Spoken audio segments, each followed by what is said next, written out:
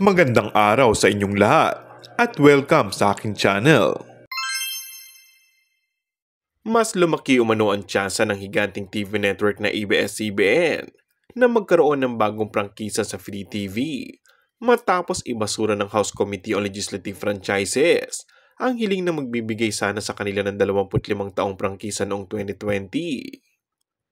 Matatandaan sa botong 70-11-2 ay inaprubahan ng mga miyembro at ex-official members ng committee ang resolusyong hindi ito bibigyan ng prangkisa.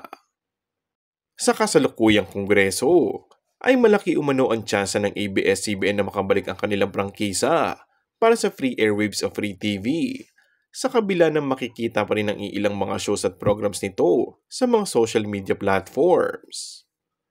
Ang pag-file ng bagong franchise application sa Kongreso ang didinig sa Hunyo ngayong taon at depende pa rin ang pag-aproba nito sa political situation ng bansa.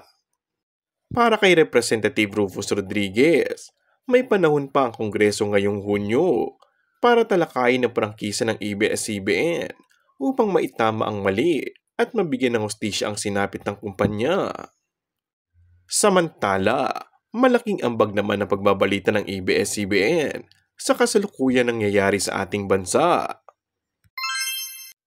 And that's all for our today's video. Kung bago ka lang sa aking channel ay mag-subscribe at pindutin na rin ang notification bell. Maraming salamat!